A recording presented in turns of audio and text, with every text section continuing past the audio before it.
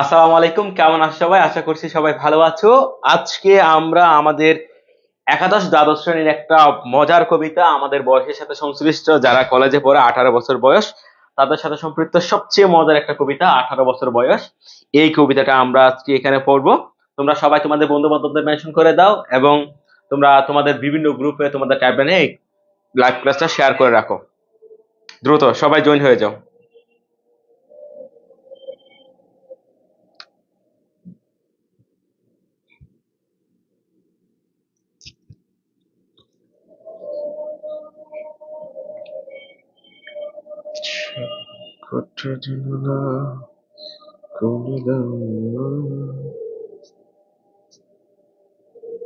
আঠারো বছর বয়স। রাফির বয়স কত রে এখন? মা, আমার বয়স এখন 18। কাকলির বয়স 16, আমার 18।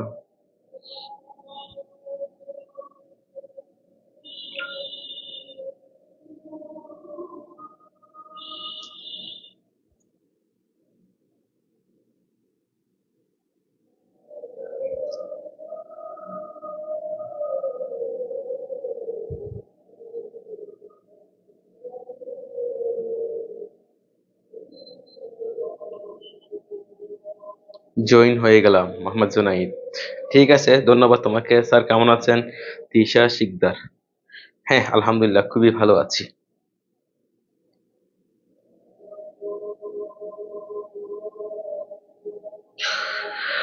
সবাই সবাই দ্রুত জয়েন হয়ে যাও।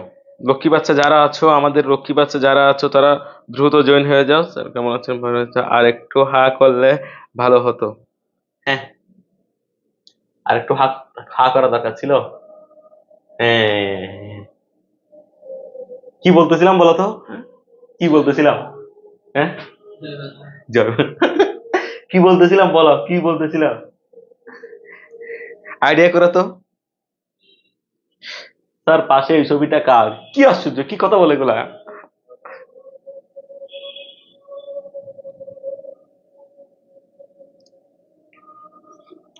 পাবে।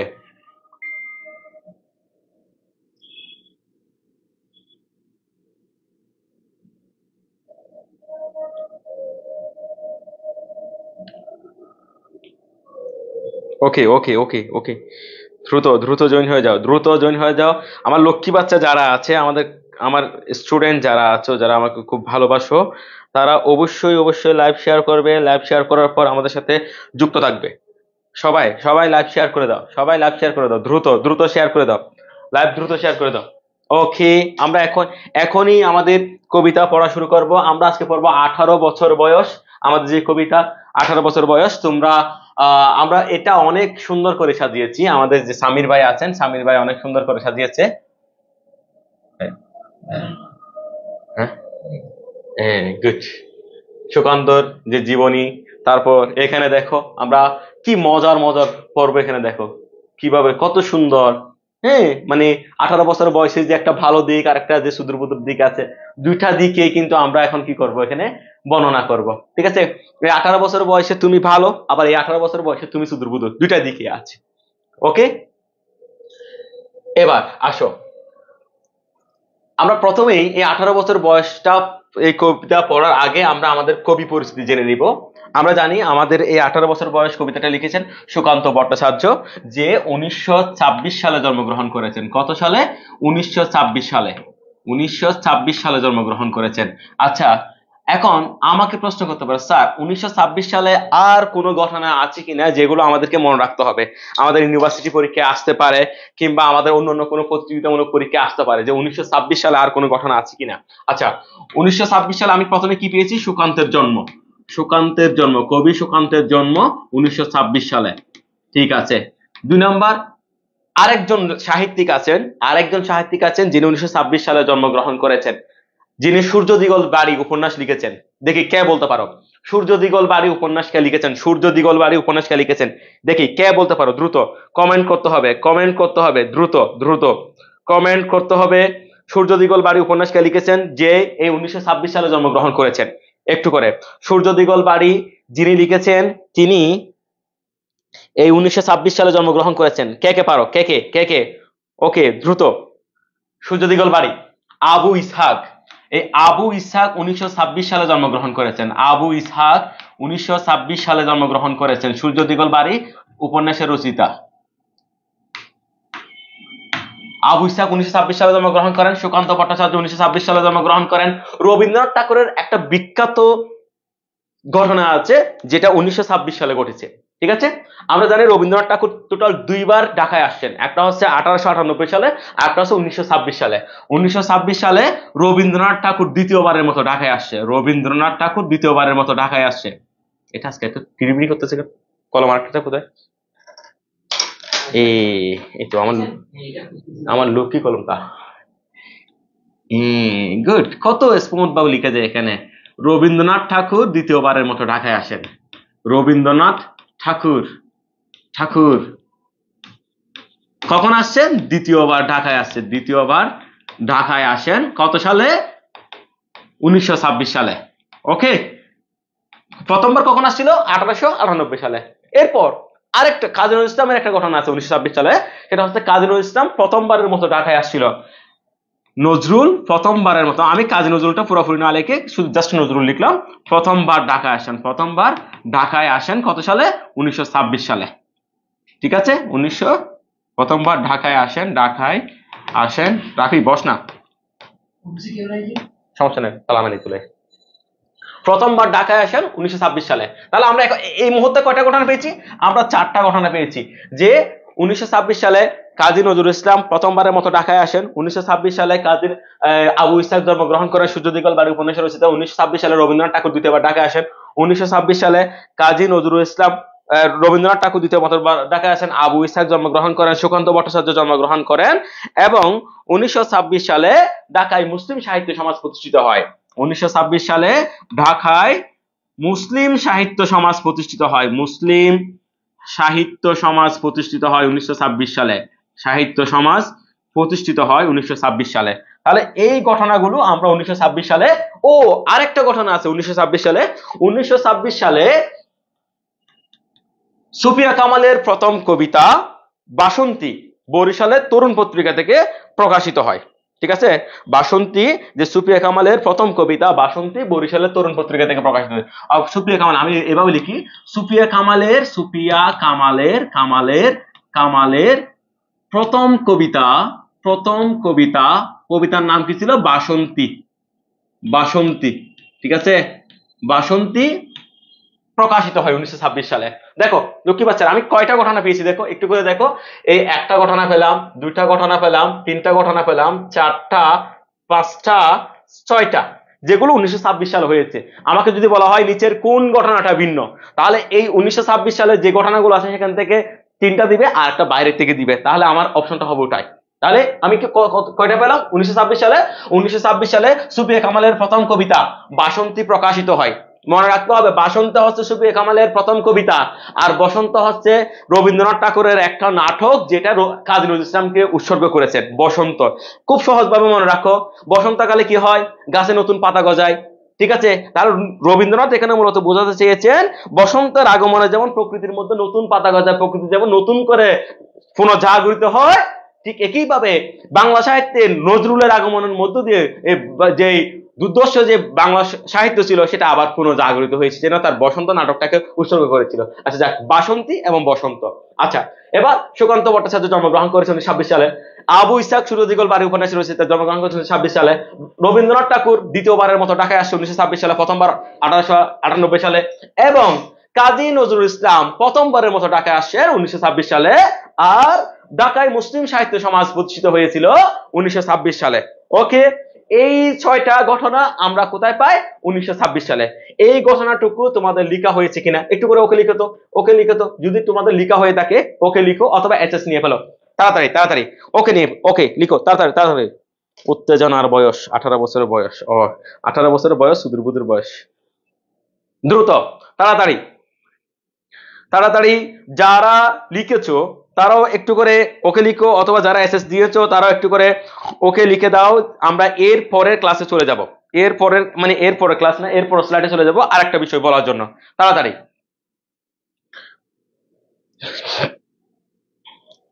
কয়েকজন বললে হবে, সবাইকে বলতে হবে না, কয়েকজন বললে আমি বুঝে নিব যে হ্যাঁ তোমরা এরকম হয়েছো। আর এখন থেকে আমাদের লাইভ ক্লাসগুলো কিন্তু এই পেজের মধ্যে লাগবো না, আমরা আমরা লাইভ ক্লাস শেষ হওয়ার কিছুদিন মানে কিছুক্ষণ পরে আমরা এগুলো ওখান থেকে ডাউনলোড করে আমাদের আরেকটা নির্দিষ্ট জায়গায় নিয়ে যাব, এখানে শুধু লাইভ চলাকালীন আমরা ক্লাসগুলো রাখবো, আমরা ওরকমটাই করব।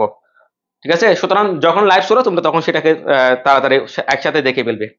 এবার আচ্ছা যাক, আমরা তাহলে এই বিষয়টা লিখলাম। এরপরে আসো, এরপরে সুকান্ত ভট্টাচার্যের পিতার নাম নিবারণ চন্দ্র ভট্টাচার্য, আমরা জানি সুকান্ত ভট্টাচার্য নিবারণ চন্দ্র ভট্টাচার্য, এবং মায়ের নাম হচ্ছে সুনীতি দেবী। এগুলো আমার দরকার নেই, কবিদের পিতামাতার নাম তেমন একটা আসে না। এখন সে জন্মগ্রহণ করেছে কোথায়? কলকাতা, কলকাতা, কলিকাতা বলো বা কলকাতা বলো যাই বলো, কিন্তু তার পৈতৃক নিবাস হচ্ছে বাংলাদেশের গোপালগঞ্জ। কোন গঞ্জ? গোপালগঞ্জ। গোপালগঞ্জের কথা বললে কার কথা মাথায় আসে? একটু করে লক্ষ্মী বাচ্চারা বলতো, গোপালগঞ্জের কথা যদি আসে কার কথা মাথায় আসে বলতো? গোপালগঞ্জ। তাহলে তিনি জন্মগ্রহণ করেছেন কলকাতা, আর তিনি তার পৈতৃক নিবাস হচ্ছে গোপালগঞ্জের কোটালীপাড়া গ্রামে, গোপালগঞ্জ জেলার কোটালীপাড়া গ্রামে জন্মগ্রহণ করেছেন। আচ্ছা যাক, এই সুকান্তকে বলা হয় কিশোর কবি। সুকান্তকে বলা হয় কি?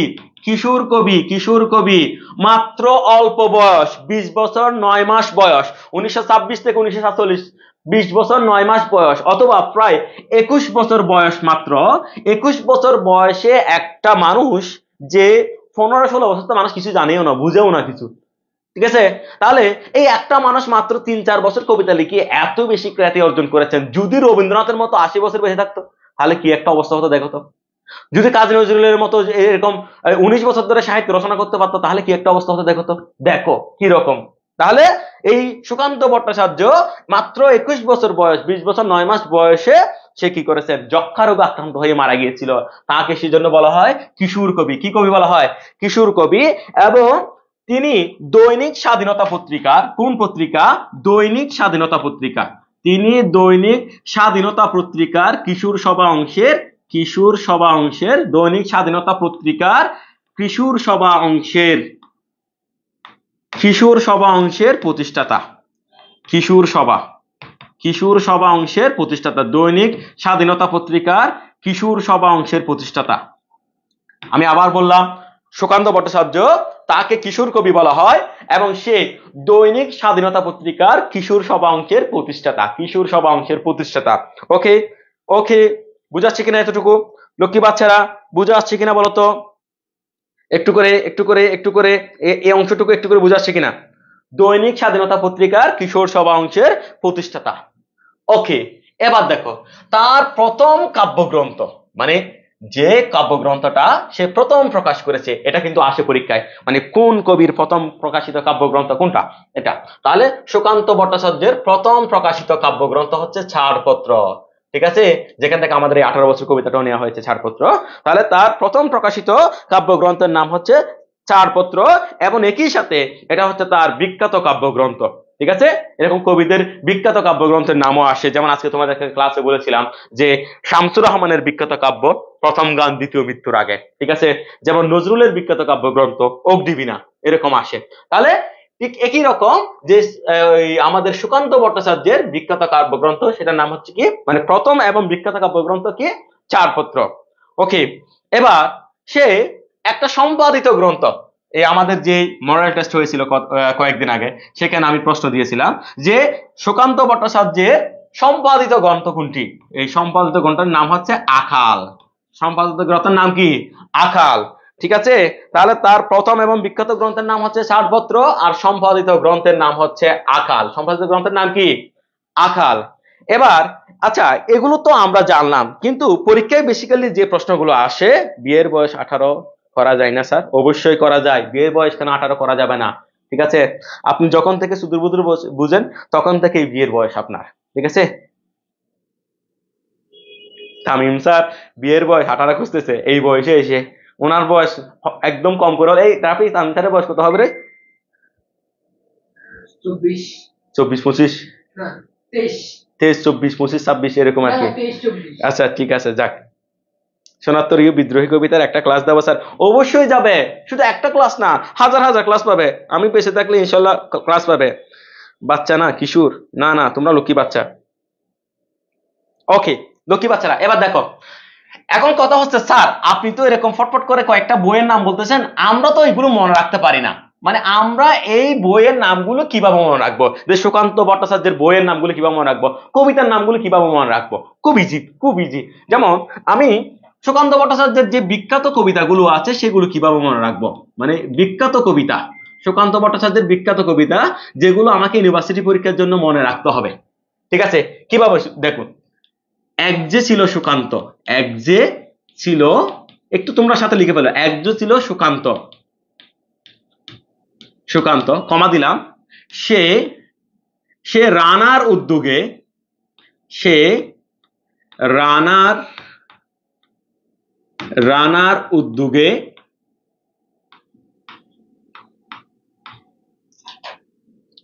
দূরমর গায়ে,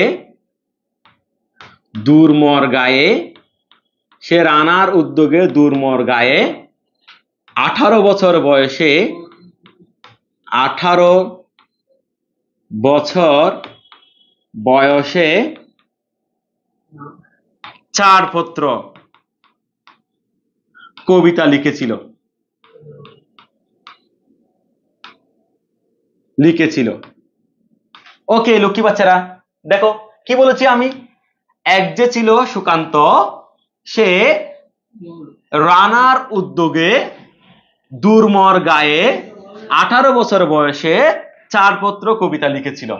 তাহলে তার বিখ্যাত কবিতা, এই সুকান্তের বিখ্যাত কবিতা কোনগুলো, সুকান্তের বিখ্যাত কবিতা কোনগুলো, এক যে ছিল এক, তারপর রানার দুই, রানার কবিতাটা তোমরা কোন ক্লাসে পড়েছো লক্ষ্মী বাচ্চারা, দেখি কার কার মনে আছে, রানার যে কবিতাটা ছিল, রানার ছুটছে যে কবিতাটা ছিল, দেখি কে কে বলতে পারো, রানার কবিতা কে কে বলতে পারো লক্ষ্মী বাচ্চারা?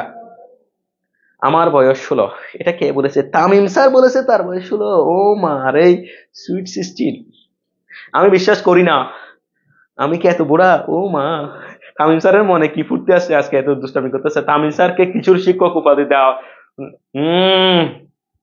প্রেমিক শিক্ষক। তামিম স্যার পাচ্ছে, আপনি পাস। আমরা 9-10-এ এই 18 এই রানার কবিতাটা আমরা পড়েছিলাম। এরপর 3 নাম্বার উদ্যোগ, 4 নাম্বার হচ্ছে দূরমর, 5 নাম্বার হচ্ছে গায়ে, 6 নাম্বার হচ্ছে 18 বছর বয়স, আর 7 নাম্বার হচ্ছে ছাড়পত্র। এই কথাটা যদি আমি মনে রাখি, সুকান্তের যে বিখ্যাত কবিতাগুলো আছে যেগুলো বিভিন্ন সময় পরীক্ষায় খুব বেশি বেশি আসে, এগুলো আমরা মনে রাখতে পারবো। এক যে ছিল সুকান্ত, সে রানার উদ্যোগে দূরমর গায়ে 18 বছর বয়সে ছাড়পত্র কবিতা লিখেছিল। লক্ষ্মী বাচ্চারা, ওকে, এই জিনিসটা একটু করে স্ক্রিনশট নিয়ে নাও অথবা লিখে ফেলো। আমি আবার বলছি, এক যে ছিল সুকান্ত, সে রানার উদ্যোগে দূরমর গায়ে 18 বছর বয়সে ছাড়পত্র কবিতা লিখেছিল।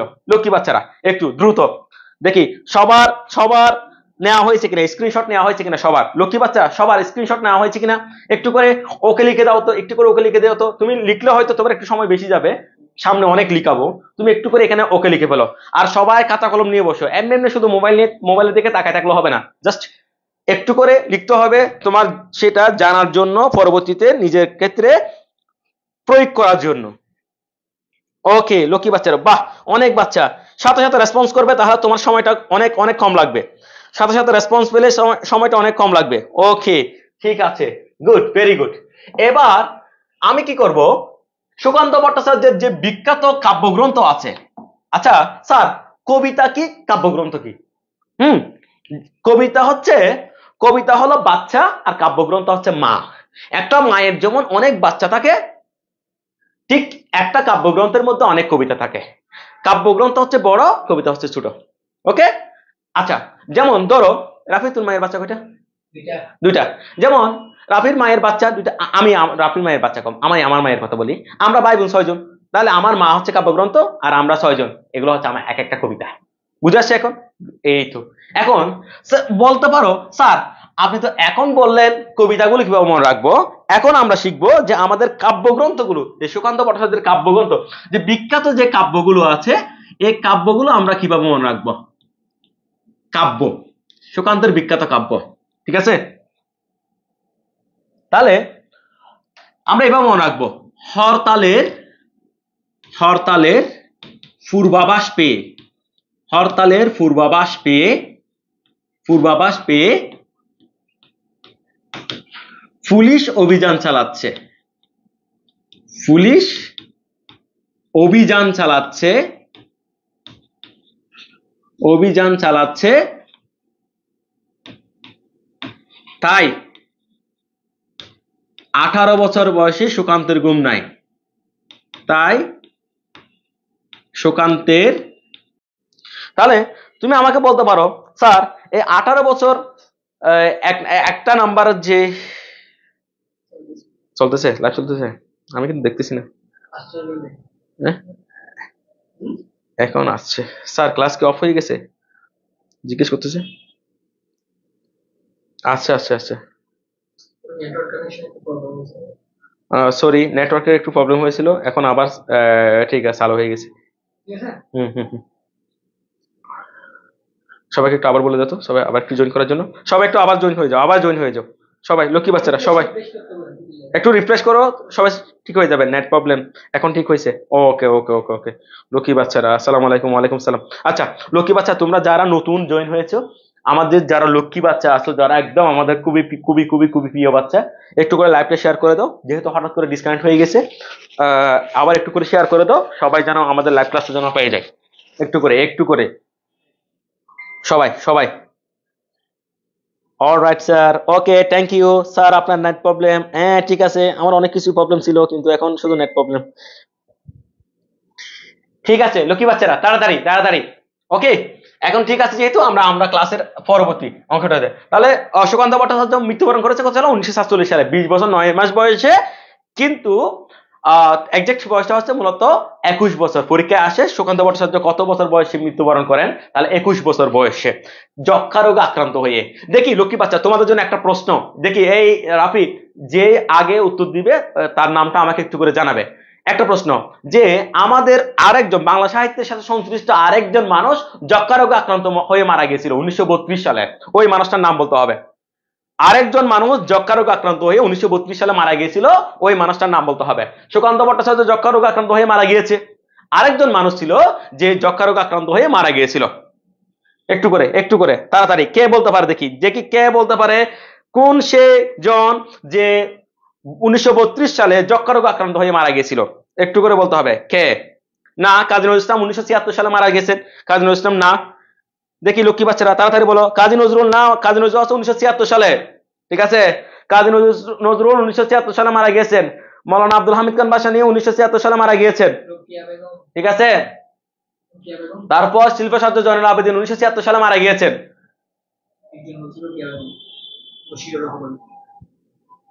রোকেয়া না, না কাজী নজরুল না, রোকেয়া বেগম না, শামসুর রহমান না, শামসুর রহমান তো 2006 সালে। কাকুলি ম্যাডাম কই? কাকুলি ম্যাডাম হৃদয়ে দেখবে না, শার্ট পরে আছি। রবীন্দ্রনাথ ঠাকুর, এই সুদূরবর্তী বাচ্চা কি বলো, রবীন্দ্রনাথ ঠাকুর বলে 1932 সালে মারা গেছে। রবীন্দ্রনাথ ঠাকুর মারা গেছে তো কত 1941 সালে। সুফিয়া কামাল নো, সুফিয়া কামাল না, 1999 সালে মারা গেছিল সুফিয়া কামাল। সুকান্ত ভট্টাচার্য 1947 সালে মারা গেছে। আমি তোমাকে কথা আরেকবার বলি লক্ষ্মী বাচ্চারা, আরেকটা বলি, এই আমার বন্ধু ইমরান হোসেন রিয়াদ। আচ্ছা জসিমউদ্দিন না, জসিমউদ্দিন না। লক্ষ্মী বাচ্চারা, আরেকজন মানুষ যে 1932 সালে যক্ষা, আমি তোমাকে কথাটা কি বলেছি দেখো, আমি তোমাকে কথা বলেছি যে যক্ষা রোগে আক্রান্ত হয়ে আরেকজন মানুষ মারা গিয়েছিল, তার নামটা কি? যক্ষা রোগে আক্রান্ত হয়ে আরেকজন মানুষ মারা গিয়েছিল, তার নামটা কি বলেছিলাম? বাংলা সাহিত্য অতি ঘনিষ্ঠ দেখা গেছে। আচ্ছা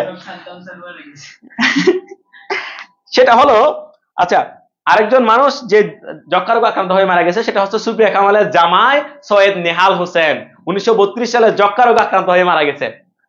কেউ পারে নাই, কেউ পারে নাই, হ্যাঁ কেউ পারে নাই। ওই রাফি নোবেল জেতা রাখতে চাইছিলাম, ওটা ওদেরকে, ওটা এখন রেখে দে। যে এই প্রশ্নের উত্তর যে প্রাপ্ত তাকে একাডেমির পক্ষ থেকে, মানে কমার্স একাডেমির পক্ষ থেকে নোবেল পুরস্কার দেওয়া হতো। না না না, দরকার নাই।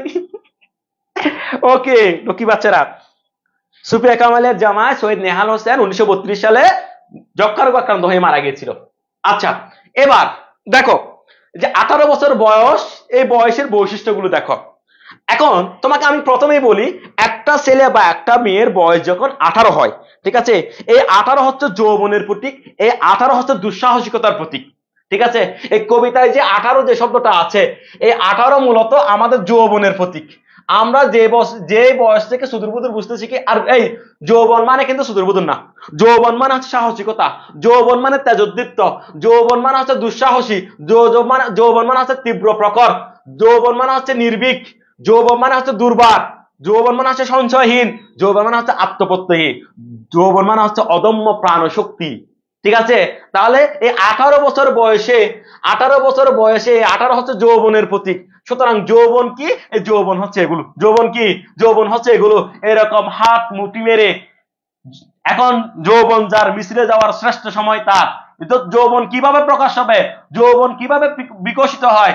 যৌবন তোমার তেজোদ্দীপ্ত মানসিকতার মধ্যে বিকাশ হবে, যৌবন তোমার দুঃসাহসিকতার মধ্য দিয়ে বিকশিত হবে, আর যৌবন তোমার তীব্র এবং প্রখর মেধার মাধ্যমে বিকশিত হবে।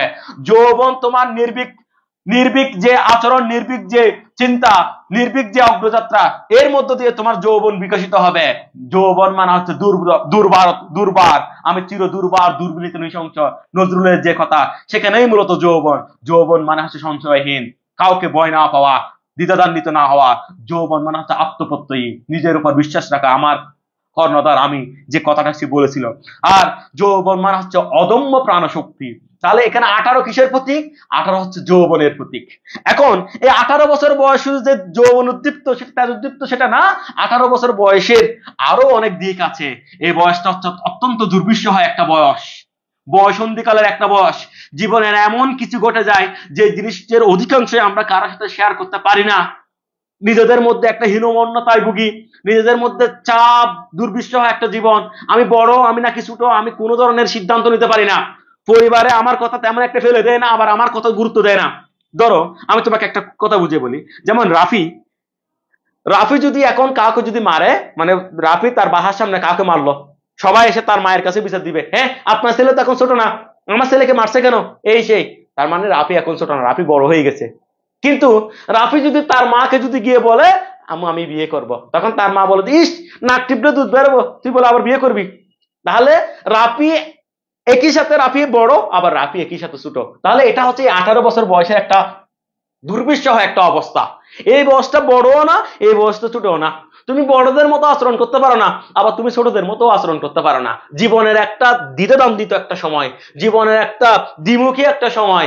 এই সময়টাতে আমাদের মধ্যে দীর্ঘশ্বাসে ভরা থাকে, পাওয়া না পাওয়ার ব্যর্থতা, হতাশা বিভিন্ন ভাবে আমাদেরকে চেপে ধরে ঘায়েল করে ফেলে।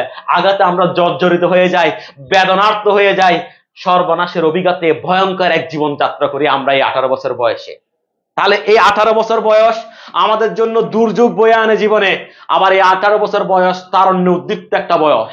তাহলে এই বয়সটাই তো এরকম, একদিকে ভালো, খুবই নম্রভদ্র, আর দিকে আবার তুলে ধরতেছে, মুঠি দিয়ে আবার কি করতেছে, মিছিলে যাচ্ছে। এরকম একটা বয়স এই 18টা। তাহলে কেন এই কবি 18 বছর বয়সকে গুরুত্ব দিয়ে লিখেছেন? দেখো, ছেলে আর মেয়ে, আমি তোমাকে কবিতার বাইরে গিয়ে একটা কথা বলি। আমাদের দেশে যে ছেলে মেয়েগুলো আছে তাদেরকে মা বাবা ছেলে মেয়েদেরকে কোন বয়স থেকে কোন বয়স পর্যন্ত যদি টেক কেয়ার করে, দেখাশোনা করে ভালো মতো, তাহলে তার সন্তান পরবর্তী জীবনে ভুল করবে না। কত সাল থেকে কত সাল? যদি একটা মেয়েকে তার 14 বছর বয়স থেকে 18 বছর বয়স পর্যন্ত, দ্যাট মিন্স ক্লাস 9 থেকে ইন্টার সেকেন্ড ইয়ার পর্যন্ত, যদি একটা মেয়েকে যদি তার মা বাবা সঠিকভাবে গাইডলাইন করে, তার মা বাবা যদি তাকে তার চলাফেরার উপর নজরদারি রাখে, তাহলে ওই মেয়ে 19 বছর 20 বছর বয়সে গিয়ে, তার মানে অনার্স ফার্স্ট ইয়ার সেকেন্ড ইয়ারে গিয়ে তাকে আর কেউ টুক বলাতে পারবে না। সে জেনে শুনে আর কোনো ভুল করবে না, ভুল করার মতো মানসিকতা থাকবে না। তাহলে মেয়েদের জন্য রিস্ক জোন হচ্ছে এই 14 থেকে 18 বছর বয়সটা। ছেলেদের ক্ষেত্রে একটু ভিন্ন। একটা ছেলে তার যে 18 থেকে 22 বছর বয়স পর্যন্ত যদি একটা ছেলেকে যদি মানসিক সাপোর্ট দিয়ে, সহায়তা দিয়ে, কথার মাধ্যমে, পরামর্শের মাধ্যমে একটা ছেলেকে যদি ঠিক রাখা যায়, তাহলে ওই ছেলেটা পরবর্তী জীবনে আর ভুল করবে না। একটা ছেলের মূলত জন্ম হয় 23 বছর বয়স থেকে। ছেলেটার বয়স যখন 23, তার বাবাটা বুড়ো হয়ে গেছে, হাঁটুতে ব্যথা নেমে আসছে, মায়ের ডায়াবেটিস বেড়ে গেছে, বোনটা বড় হয়ে গেছে, বিয়ে দিতে হবে, পরিবারের দায়িত্বভার তার উপর আসছে। সুতরাং এই 23 বছর 24 বছর এসে ছেলেরা আর কোনো ধরনের ভুল করে না। ভুল করে কোন বয়সে? ভুল করা হচ্ছে এই 18 বছর বয়সের আগে, মানে 18 বছর বয়স থেকে 22 বছর বয়সের মধ্যে। এই বয়সে একটা ছেলে সিগারেট খাওয়া শিখে, এই বয়সে একটা ছেলে বড় ভাইদের পেছনে হাঁটতে শিখে, এই বয়সে একটা ছেলে টঙের দোকানে গিয়ে চা খাইতে শিখে, এই বয়সে একটা ছেলে রাজনীতিতে জড়িয়ে যায়, এই বয়সে একটা ছেলে ইপিজিং করে, এই বয়সে একটা ছেলে প্রেমের ক্ষেত্রে জড়িয়ে যায়। তাহলে এই বয়সটাতে যদি 18 থেকে 22 বছর পর্যন্ত যদি এই বয়সটাতে একটা ছেলেকে যদি কন্ট্রোলে রাখা যায়, ধর্মীয় হোক, সামাজিক হোক, পারিবারিক ভাবে হোক, যে কোনো ভাবে যদি একটা ছেলেকে কন্ট্রোলে রাখা যায়, 23 বছর বয়স থেকে একটা ছেলে কোনোদিন আর ভুল করবে না, ভুল পথে যাবে না, খুব কম। আর একটা মেয়েকে যদি 14 থেকে 18 বছর বয়স পর্যন্ত যদি মা বাবা, ভাই বোন কিংবা মামা চাচা যারা আছে তারা যদি কন্ট্রোলে রাখতে পারে, তাহলে ওই মেয়ে 19 বছর 20 বছর বয়সে গিয়ে আর কোনো ধরনের ভুল পথে পা বাড়াবে না। দুদিক থেকে এই 18 বছর বয়সটা খুব খুব খুব খুব বেশি গুরুত্বপূর্ণ। বুঝাচ্ছে? এই 18 বছর বয়সটা হচ্ছে আমাদের জীবনের টার্নিং পয়েন্ট। ঠিক আছে? আমার জীবন কি এরকম তেজোদ্দীপ্ত ভালো হবে, সেটাও 18 বছর বয়সে। আবার আমার জীবন কি দীর্ঘশ্বাসে ভরা দুর্বিষহ বেদনাত্মক একটা ভয়ঙ্কর জীবন হবে, সেটাও 18 বছর বয়সের নির্ধারিত হবে। সুতরাং এই 18 বছর বয়সটা হচ্ছে আমার সিট টাইম অফ লাইফ, জীবনের বীজ বপনের সময়। আমি কি ভবিষ্যতে বস হব নাকি কেরানি হব, সেটা আমার এই 18 বছর বয়সটাই আমাকে নির্ধারণ করে দিবে। আমি কি আমার জীবনের পরবর্তী অংশে কিভাবে জীবন যাপন করব, আমার লাইফটা কিরকম হবে, আমার এটা হচ্ছে আমার জীবনের বীজ বপনের সময় আমি কিভাবে ফসল লাভ করব, সেটা আমার এই বীজ বপনে আমাকে সেটা নির্ধারণ হয়ে যাবে। এরপর এই 18 বছর বয়সটা হচ্ছে ফুয়েল স্টেশন, লাইফের ফুয়েল স্টেশন। আমি 50 কিলোমিটার যেতে চাই, এটা হচ্ছে আমার ফুয়েল স্টেশন। সুতরাং আমার গাড়িটা কতটুকু যাবে সেটার জন্য আমাকে এই ফুয়েল স্টেশন থেকে তেল সংগ্রহ করতে হবে। আমি 500 কিলোমিটার যেতে চাই জীবনে, কিন্তু আমি ফুয়েল নিলাম 5 কেজি, হবে না? হবে না। আমার জীবনের দম কতটুকু হবে, আমার জীবনটা কতটুকু এগিয়ে যাবে, এটার জন্য আমার এই 18 বছর বয়সটা হচ্ছে জীবনের সবচেয়ে সেরা একটা বয়স, জীবনের সবচেয়ে সেরা একটা সময় নিজেকে ঠিক রাখার জন্য। আবার এই 18 বছর বয়সে ছেলে মেয়েরা অহরহ বিপদে চলে যায়, হতাশায় ভুগে, অন্য অন্য পথে চলে যায়, ইত্যাদি ইত্যাদিতে তারা কি করে? আজ এরা কমেন্ট করে কেন? হ্যাঁ, 19 বছর বয়সে 18 বছর বয়সে কবিতা পড়তেছে, জুনিয়র মনে হচ্ছে। বাহ, লক্ষ্মী বাচ্চারা। জয় সাদ্দাম স্যার, জয়। চা খাওয়ান, কি বলতেছে এগুলো লক্ষ্মী বাচ্চারা, আমি তো এগুলো খেয়াল করি না এতক্ষণ। 18 বছর বয়সে আপনার কাছের মানুষ কে ছিল জানতে চাই। আমার আজন্ম আমৃত্যু সারাক্ষণে কাকুলি ছিল, আমি এক নারীতে আসক্ত। এটা আবার এটা কেটে ফেলিস না। ওকে লক্ষ্মী বাচ্চারা, আমরা এই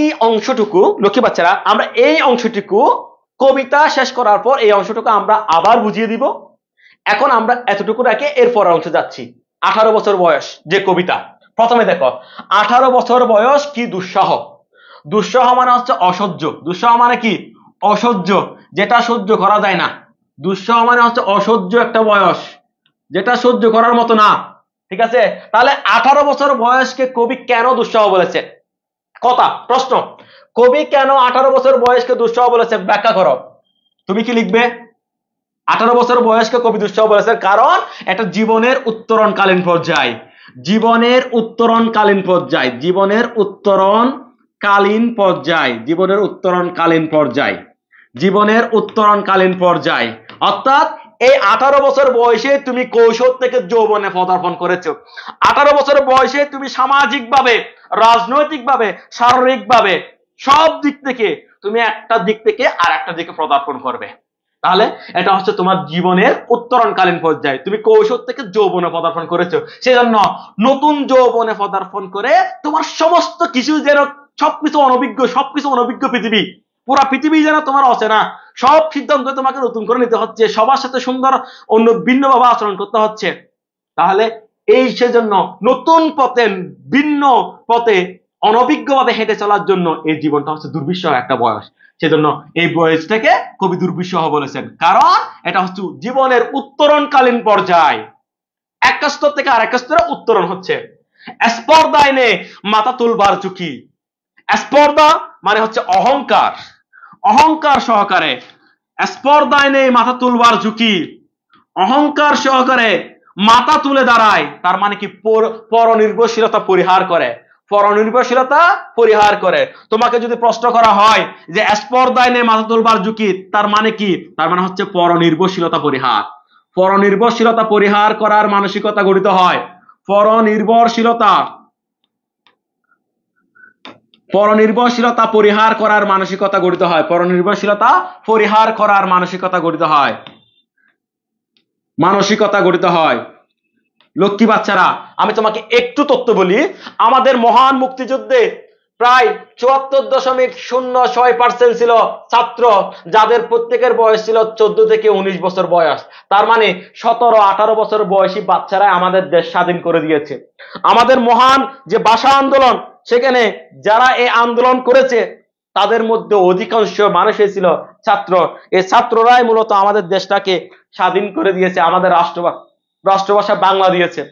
বাংলার সর্বস্তরের মানুষের যে সম্পৃক্ততা, আমরা যদিও বলি যে 1969 গণঅভ্যুত্থানে সর্বস্তরের মানুষের সম্পৃক্ততা হয়েছে, কিন্তু এই সর্বস্তরের মানুষ বলতে মূলত প্রান্তিক অঞ্চলের ছাত্র সমাজকে বোঝায়। যারা একটু স্বাচ্ছন্দ্যভাবে চলতে পেরেছে, সরকারি চাকরি করত, সরকারি সুবিধা পেত, তারা কিন্তু কখনোই এই মুক্তিযুদ্ধের পক্ষে ছিল না। মুক্তিযুদ্ধ করেছে কারা? বাংলার দামাল ছেলেরা। বরকত বুক পাতে ঘাতকের তাবার সম্মুখে। এই বরকত কারা? শফিক সালাম বরকতের প্রতিনিধি কারা? এরা হচ্ছে বাংলার দামাল ছেলেরা, যারা ছিল ছাত্র, যাদের কোনো পিছু টান ছিল না। ওই যে বলেছে না, ভালোবাসা দিলে মা মরে যায়, যুদ্ধ এসে ভালোবাসে, মায়ের ছেলেরা যুদ্ধে যায়। কোন ছেলেরা যুদ্ধে গিয়েছে মায়ের? যাদের কোনো পিছু টান ছিল না, বউ ছিল না, তাদের কোনো বাচ্চা ছিল না, তাদের কোনো পিছু টান ছিল না, এরাই যুদ্ধে গিয়েছে। যারা এর বড় হয়ে গেছে মূলত তারা পরিবারের টানে, স্ত্রীর টানে, পুত্রের টানে, মেয়ের টানে তারা যুদ্ধে যেতে পারে নাই। তাহলে এরকম 18 বছর বয়স যখন হয়, স্পর্ধা নিয়ে মাথা তুলবার ঝুঁকি পরনির্ভরশীলতা পরিহার করে মানুষের মধ্যে একটা তেজোদ্দীপ্ত সাহসিকতার একটা জন্ম হয়। সেজন্য লেখকের কি বলেছেন?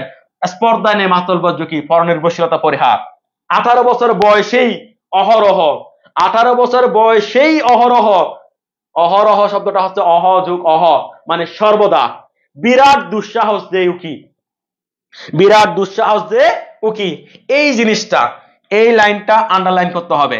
বিরাট দুঃসাহস দে উকি, 18 বছর বয়সে অহরহ বিরাট দুঃসাহস দে উকি। পাশে লিখে রাখো, অপ্রতিরুদ্ধ মনোভাব গঠিত হয়। অপ্রতিরুদ্ধ মনোভাব গঠিত হয়।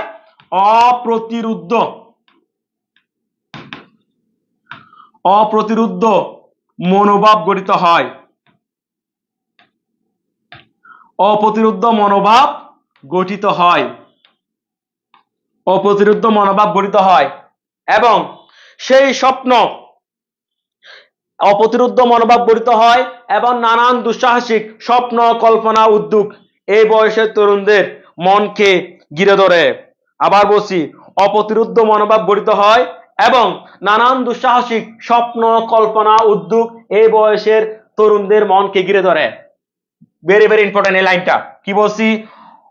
বিরাট দুঃসাহসরা দে উকি। তাহলে প্রথমে কি লিখবো? এখানে অপ্রতিরুদ্ধ মনোভাব গঠিত হয়, অপ্রতিরুদ্ধ মনোভাব গঠিত হয় এবং নানান দুঃসাহসিক স্বপ্ন, কল্পনা, উদ্যোগ এই বয়সে তরুণদের মনকে ঘিরে ধরে। নানান দুঃসাহসিক স্বপ্ন, কল্পনা, উদ্যোগ এই বয়সের তরুণদের মনকে ঘিরে ধরে। ওই যে বললাম না, যৌবন যার, মিছিলে যাওয়ার শ্রেষ্ঠ সময় তার, সিআরবি যাওয়ার শ্রেষ্ঠ সময় না, মিছিলে যাওয়ার শ্রেষ্ঠ সময় তার, এই যে কথা। তাহলে এখানে কি? এখানে বিরাট দুঃসাহস উকি দিচ্ছে, বিরাট দুঃসাহস উকি দিচ্ছে, তেজোদ্দীপ্ত যৌবন, দুর্বার যৌবন, দুর্বিনীত যৌবন উকি দিচ্ছে। সেজন্য বলছে অপ্রতিরুদ্ধ মনোভাব, যে মনোভাবটাকে কেউ দমায় রাখতে পারে না। এই 18 বছর বয়সে যদি তুমি সংকল্প করো ইন্টারে গোল্ডেন প্লাস পাবো, কেউ তোমাকে আটকায় রাখতে পারবে না, তুমি পাবেই। এটাই তোমার জন্য শ্রেষ্ঠ সময়, এটাই তোমার জীবনের সবচেয়ে দুর্বার সময়, এটা তো তুমি পাবেই। ওকে, কি বলছে? এটা কি ডট ডট ডট কই? হ্যাঁ, মোহাম্মদ রাফি বলে ফেলো জন তো বাস্তব আলা হাওলা লা কুওয়াতা ইল্লা বিল্লাহ, এসব এডিট করা যায়। এরপর 18 বছর বয়সে নেই ভয়, 18 বছর বয়সে নেই ভয়, তাহলে এই বয়সে 18 বছর বয়সে কোনো ভয় নেই, তার মানে সাহসী চেতনার উন্মেষ ঘটে। পাশে লিখে রাখো, কি লিখবে লক্ষ্মী বাচ্চারা, কি লিখবে?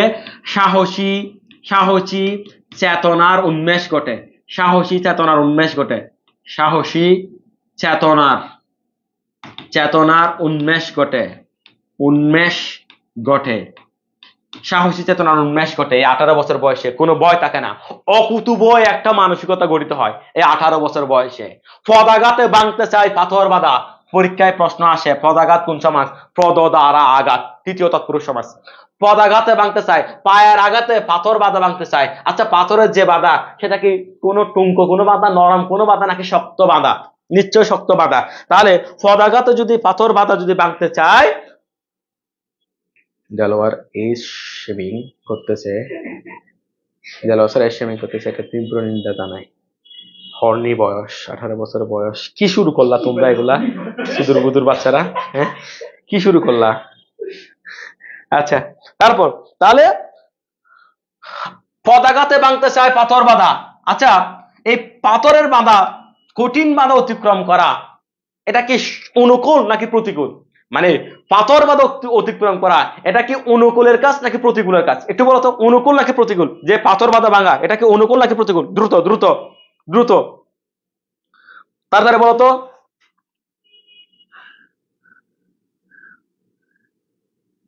এর গ্রাফে দুটা কেডা লক্ষ্মী বাচ্চারা, দ্রুত একটু করে দ্রুত বলতে হবে, দ্রুত বলতে হবে। পাথর বাঁধা অনুকূল নাকি প্রতিকূল? এটা হচ্ছে প্রতিকূল।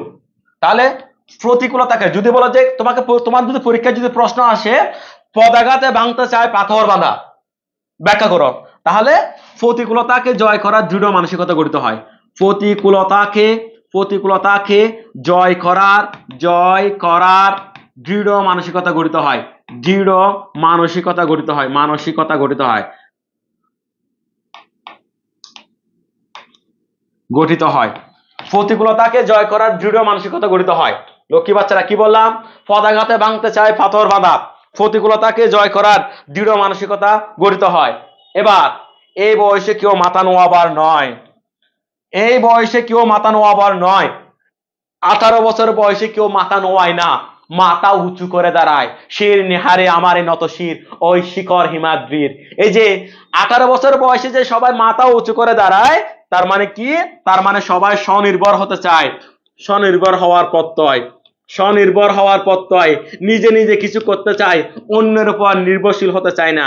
স্বনির্ভর হওয়ার প্রত্যয়, স্বনির্ভর হওয়ার প্রত্যয়, স্বনির্ভর হওয়ার প্রত্যয়। 18 বছর এই বয়সে কেউ মাথা নোয়াবার নয়, স্বনির্ভর হওয়ার প্রত্যয়। ঠিক আছে, পরনির্ভরশীলতা পরিহার করে। 18 বছর বয়সেই জানানা কাঁদা, 18 বছর বয়স জানানা কাঁদা, এই লাইনটা আন্ডারলাইন করো। 18 বছর বয়স জানানা কাঁদা, আন্ডারলাইন করো, সবাই আন্ডারলাইন করো। 18 বছর বয়স জানানা কাঁদা। এর আগে আন্ডারলাইন করতে বলেছিলাম যে বিরাট দুঃসাহস যে উকি, এটা। এবার 18 বছর বয়স জানানা কাঁদা, পাশে লিখে রাখো। দুর্বিনীত যৌবনে পদার্পণ করে বলে এই বয়সে মানুষ আত্মপ্রত্যয়ী হয় এবং জীবনের মুখোমুখি দাঁড়ায়। আবার বলছি 18 বছর বয়স জানানা কাঁদা, দুর্বিনীত যৌবনে পদার্পণ করে বলে এই বয়সে মানুষ আত্মপ্রত্যয়ী হয় এবং, আমি তো ভাই 26-এও মাথা নিচু, ভাই নিচু না করে ভাই মাথা মাথা তুলে দাঁড়ান ভাই, সমস্যা না ভাই, মাথা তোলার অভ্যেস করুন ভাই, নিচু হলে সমস্যা। এই তামিম ভাই আছেন? এলহাম ভাইকে একটু মাথা তোলার ব্যবস্থা করেন। তারপর কি বলছি? তাহলে 18 বছর বয়স জানে না কাঁদা, কাঁদতে জানে না, তার মানে দুর্বিনীত পদার্পণ করে বলে এই বয়সে মানুষ আত্মপ্রত্যয়ী হয় এবং জীবনের মুখোমুখি দাঁড়ায়। আবার বলছি, দুর্বিনীত যৌবনে পদার্পণ করে বলে এই বয়সে মানুষ আত্মপ্রত্যয়ী হয় এবং জীবনের মুখোমুখি দাঁড়ায়। তাহলে এই বয়সটা কাঁদতে জানে না। তোমাকে একটা প্র্যাকটিক্যাল উদাহরণ দিই। যখন তুমি একদম ছোট ছিলে, মানে লক্ষ্মী বাচ্চা ছিলে, একদম ছোট বাচ্চা ছিলে, তখন তুমি রাত্রিবেলায় ইচ্ছা মতো রাত 1টা-2টার সময় ওয়া ওয়া করে কান্না করেছে, হ্যাঁ করে কান্না করেছো, বিছানার মধ্যে এটা ওটা করে দিয়েছো, কেউ তোমাকে কিচ্ছু বলে নাই, তোমার মা নিজে নিজে পরিষ্কার করেছে, তোমাকে ভেজা জায়গা থেকে শুকনো জায়গায় শোয়াইছে, তুমি বিস্কিট কেটে ছেড়ে তোমাকে বিস্কিট দিয়েছে, ইত্যাদি ইত্যাদি। কিন্তু তুমি এখন এই বয়সে এসে তুমি একদিন রাত্রে ফুফাই ফুফাই কান্না করতো, এরকম এরকম করে কান্না করতো, আর কেউ কিছু না বলো, প্রথমে তোমার মাই বলবে ও মারে আল্লাহ জানা আমার ছেলে আমার মেয়ে বাইরে কি করে আসছে, বলবে কিনা? অবশ্যই বলবে। তাহলে এই বয়সটা কান্না করার বয়সে না, এটা হচ্ছে দুর্বিনীত যৌবনের বয়স। ঠিক আছে, দুর্বার যৌবনের বয়স, তাজুদ্দুত যৌবনের বয়স। তোমার এই বয়সে কান্না করাটা মানায় না। তোমাকে ফাইট করে পরিবেশের সাথে, প্রতিকূল পরিবেশের সাথে তোমাকে ফাইট করে এই বয়সটাতে তোমাকে নিজের যোগ্যতার প্রমাণ দিতে হবে। এটাই হচ্ছে 18 বছর বয়সের প্রথম কথা। এবার এরপরে কি আমরা এরপরে পাই, 18 বছর বয়স জানে রক্তদানের পুণ্য। ঠিক আছে, 18 বছর বয়স জানে রক্তদানের পুণ্য। তোমাকে প্রশ্ন জিজ্ঞেস করতে পারে 18 বছর বয়স কি জানে না? কাঁপতে জানে না। 18 বছর বয়স কি জানে? 18 বছর বয়স রক্তদানের পুণ্য জানে। দেশ ও জাতির মুক্তি ও কল্যাণের জন্য যৌবনে পদার্পণ করে বলে এই বয়সে মানুষ দেশ ও জাতির মুক্তি ও কল্যাণের জন্য জীবন বাজি রাখতে জানে। আমি আবার বলছি, তোমাকে একটু আগে যে বললাম আমাদের মহান মুক্তিযুদ্ধ 74.06% স্টুডেন্ট যারা মুক্তিযোদ্ধা, যাদের বয়স হচ্ছে 14 থেকে 19 বছর বয়স, মানে 17-18 বছর বয়সী এই বাচ্চারা, তার মানে তারা যৌবনে পদার্পণ করে বলে এই বয়সের বাচ্চাগুলো, এই বয়সের মানুষরা, এই বয়সের কিশোররা, তরুণরা দেশ ও জাতির মুক্তি ও কল্যাণের জন্য জীবন বাজি রাখতে জানে। তুমি একটু করে মিছিল দেখিও, একটু করে কোনো একটা জায়গার যে সমাবেশ সেটা দেখিও, সবচেয়ে বেশি বয়সের স্টুডেন্ট থাকে, মানে সবচেয়ে বেশি বয়সের মানুষ থাকে যাদের বয়স মূলত 18, 19, 20, 21, 22 এরকম, যাদের পিছু টান নেই। তাহলে এখানে বলছে 18 বছর বয়স জানে রক্তদানের পুণ্য। যৌবনে পদার্পণ করে বলে এই বয়সে মানুষ দেশ ও জাতির মুক্তি ও কল্যাণের জন্য জীবন বাজি রাখতে জানে। আমি আবার বলছি, যৌবনে পদার্পণ করে বলে এই বয়সে মানুষ মুক্তি ও কল্যাণের জন্য জীবন বাজি রাখতে জানে, দেশ ও জাতির মুক্তি ও কল্যাণের জন্য জীবন বাজি রাখতে জানে। আবার বলি, যৌবনে পদার্পণ করে বলে এই বয়সে মানুষ দেশ ও জাতির দেশ ও জাতির মুক্তি ও কল্যাণের জন্য জীবন বাজি রাখতে জানে। এবার বাষ্পের বেগ স্টিমারের মতো চলে, বাষ্পের বেগ স্টিমারের মতো চলে, মানে খুব দ্রুত, এই দ্রুততার সাথে তীব্র এবং প্রখর একটা বয়স, গতিশীল একটা বয়স এই 18 বছর বয়স। যখন তুমি ছোট ছিলে তখন একটা কাজ করতে তোমার অনেকটা সময় লাগবে, এই যে একটু করে করতেছো একটু করে করতেছো এরকম একটু একটু করে কাজ করো ছোটবেলায়। যখন বুড়ো হয়ে যায় তখন মানুষ আবার ধীর গতিতে কাজ করে, ধীর গতিতে চিন্তা করে, সিদ্ধান্ত নিতে ভয় পায়। কিন্তু এই যৌবনের প্রখর তেজোদ্দীপ্ত যে বয়স 18 বছর বয়স, তোমার এই বয়সের সিদ্ধান্তগুলো বাষ্পের বেগ স্টিমারের মতো আসে। তোমার এই বয়সের কাজগুলো খুব দ্রুততার সাথে হয়, তোমার এই বয়সের সিদ্ধান্তগুলো অনেক দ্রুততার সাথে হয়। সেজন্য কবি বলছে যে এই বয়সটা হচ্ছে বাষ্পের বেগে স্টিমারের মতো চলে। তাহলে তোমাকে যদি পরীক্ষা যদি বলা যায় বাষ্পের বেগে স্টিমারের মতো চলে, বলতে কবি কি বোঝানো চাইছেন? তাহলে এটা হচ্ছে 18 বছর বয়সের গতিশীলতার দিকে ইঙ্গিত, যৌবনের গতিশীলতার দিকে ইঙ্গিত। ঠিক আছে, বাষ্পের বেগ স্টিমারের মতো চলে, কি বলছি? 18 বছর বয়সের গতিশীলতার দিকে ইঙ্গিত। আমি মুখে বলতেছি, তোমরা একটু করে লিখে নাও, 18 বছর বয়সের গতিশীলতার দিকে ইঙ্গিত, 18 বছর বয়সের গতিশীলতার দিকে ইঙ্গিত। বাষ্পের বেগে স্টিমারের মতো ছুটে চলে, বাষ্পের বেগে স্টিমারের মতো ছুটে চলে। লক্ষ্মী বাচ্চারা আমাকে একটু করে বলো যে এখন পর্যন্ত যতটুকু পড়াইছি ততটুকু তোমার বুঝে আসছে কিনা, ততটুকু তোমার বুঝে আসছে কিনা? লক্ষ্মী বাচ্চারা একটু করে একটু করে,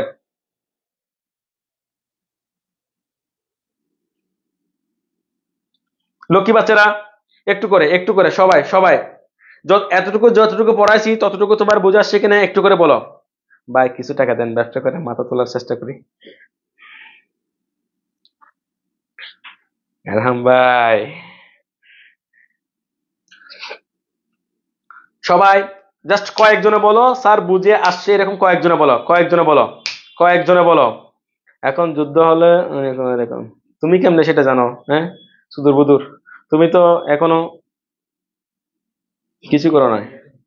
বুঝছি স্যার, বুঝছি স্যার, একটু তাড়াতাড়ি বলো লক্ষ্মী বাচ্চারা, একটু তাড়াতাড়ি বলো, তাড়াতাড়ি বলো, তাড়াতাড়ি বলো, বুঝে আসছে কিনা, বুঝে আসছে কিনা, তাড়াতাড়ি বলো, বুঝে আসছে কিনা, তাড়াতাড়ি বলো। এবার তাহলে যদি বলো যে বাষ্পের বেগে স্টিমারের মতো চলে, 18 বছর বয়সের গতিশীলতার দিকে ইঙ্গিত, 18 বছর বয়সের গতিশীলতার দিকে ইঙ্গিত। এরপর প্রাণ দেয়া না আর জুড়ে থাকে না শূন্য, সপে আত্মাকে শপথের কোলাহলে। আন্ডারলাইন করো এই লাইনটা, সপে আত্মাকে শপথের কোলাহলে, সপে আত্মাকে শপথের কোলাহলে। অর্থাৎ যৌবনে পদার্পণ করে বলে এই বয়সে মানুষ নানাবিধ অন্যায়, অত্যাচার, উৎপীড়ন, নিপীড়ন, সামাজিক ভেদাভেদ ইত্যাদি দেখে প্রাণবন্ত তরুণরা ক্ষুব্ধ হয়ে ওঠে। ওকে, এবং তারা দৃঢ় প্রতিজ্ঞ মনোভাব গঠিত হয়। আবার বলছি লক্ষ্মী বাচ্চারা, আবার বলছি, শপে আত্মাকে শপথের কোলাহলে, অর্থাৎ তারা শপথের কোলাহলে নিজের আত্মাকে শপথে। তার মানে কি? তার মানে হলো দৃঢ় প্রতিজ্ঞ মনোভাব গঠিত হয়, দৃঢ় প্রতিজ্ঞ মনোভাব গঠিত হয় এবং নানান দুঃসাহসিক স্বপ্ন, কল্পনা, উদ্যোগ ইত্যাদি বাস্তবায়ন করার জন্য নব নব শপথে বলিয়ান হয়ে তরুণ প্রাণ এগিয়ে যায় দৃঢ় পদক্ষেপে। আমি আবার বলছি, দৃঢ় প্রতিজ্ঞ মনোভাব গঠিত হয়। তোমাকে যদি বলা হয়, আন্ডারলাইন করে এটা, তোমাকে যদি বলা হয় শপে আত্মাকে শপথের কোলাহলে দৃঢ় প্রতিজ্ঞ মনোভাব গঠিত হয় এবং নানান দুঃসাহসিক স্বপ্ন, কল্পনা, উদ্যোগ কি করার জন্য? সম্পাদন করার জন্য নব নব শপথে বলিয়ান হয়ে তরুণ প্রাণ এগিয়ে যায় দৃঢ় পদক্ষেপে। তরুণ প্রাণ এগিয়ে যায় দৃঢ় পদক্ষেপে, অর্থাৎ নিজের স্বপ্ন, কল্পনা, উদ্যোগকে বাস্তবায়ন করার জন্য নব নব শপথে বলিয়ান হয়ে তরুণ প্রাণ এগিয়ে যায় দৃঢ় পদক্ষেপে। এই 18 বছর বয়স। ওকে, তাড়াতাড়ি কাজী নজরুল ইসলাম কি বলেন? আরে কাজী নজরুল ইসলাম কমেন্ট করছে। স্যার আসসালামু আলাইকুম, আপনার কবিতা আরেকদিন পড়াবো। লাইভের মধ্যে কাজী নজরুল ইসলাম কমেন্ট করছে, কি বলেন জিজ্ঞেস করতেছে। আচ্ছা, এরপর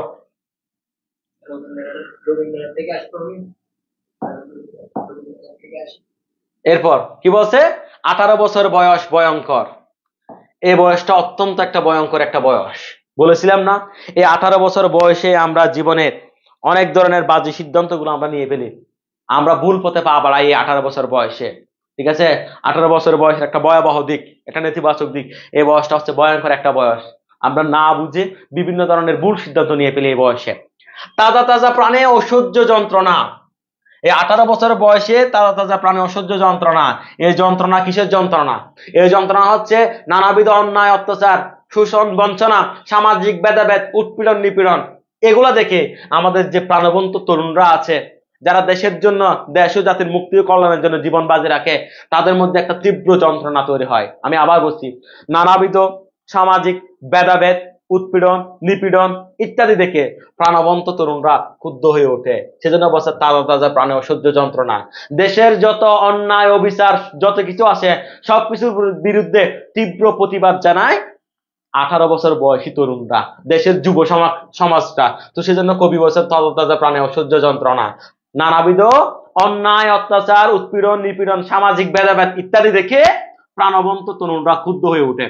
আমি আবার বলছি, নানাবিধ অন্যায়, অত্যাচার, উৎপীড়ন, নিপীড়ন, সামাজিক ভেদাভেদ ইত্যাদি দেখে প্রাণবন্ত তরুণরা ক্ষুব্ধ হয়ে ওঠে। ওকে, সেজন্য বলছে তাজা তাজা প্রাণে অসহ্য যন্ত্রণা। এই লাইনটা একটু বুঝে আসছে কিনা আমাকে একটু বলো তো, খুব বেশি গুরুত্বপূর্ণ। তাজা তাজা প্রাণে অসহ্য যন্ত্রণা, লক্ষ্মী বাচ্চা একটু বুঝে আসছে কিনা সবার? নানাবিধ অন্যায়, অত্যাচার, উৎপীড়ন, নিপীড়ন, সামাজিক ভেদাভেদ ইত্যাদি দেখে প্রাণবন্ত তরুণরা ক্ষুব্ধ হয়ে ওঠে। লক্ষ্মী বাচ্চারা সবার বুঝে আসছে কিনা আমাকে একটু করে বলতে হবে। আসসালামু আলাইকুম স্যার, রবীন্দ্রনাথ ঠাকুর আমাকে সালাম দিল। ওরে বাবা, আপনি কি খবর কমেন্ট করতেছেন? খবর থেকে। আচ্ছা, তাড়াতাড়ি তাড়াতাড়ি তাড়াতাড়ি লক্ষ্মী বাচ্চারা তাড়াতাড়ি বুঝে আসছে কিনা, তাড়াতাড়ি বুঝে আসছে কিনা আমাকে একটু করে জানাও, দ্রুত জানাও। তাজা তাজা প্রাণে অসহ্য যন্ত্রণা বুঝে আসছে কিনা? শুধুমাত্র নৌসিন নাওর একটা মেয়ে বসছে স্যার বুঝে আসছে। তাড়াতাড়ি, বাকিরা তাড়াতাড়ি জানাও বুঝে আসছে কিনা। লক্ষ্মী বাচ্চারা তাড়াতাড়ি জানাও বুঝে আসছে কিনা।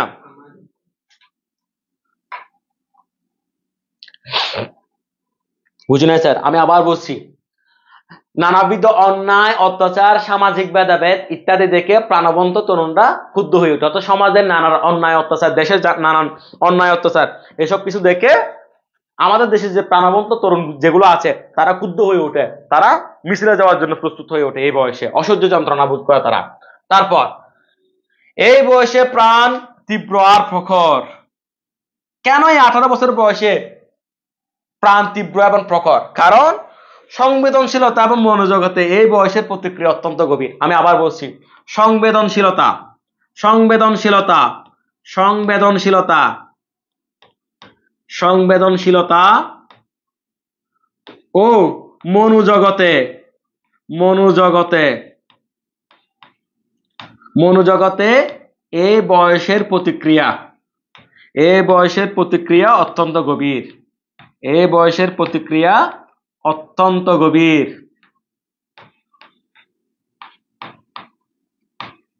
অত্যন্ত গভীর। সংবেদনশীলতা ও মনোজগতে এই বয়সের প্রতিক্রিয়া অত্যন্ত গভীর। এই জিনিসটা কি লক্ষ্মী বাচ্চারা, একটু করে বলি।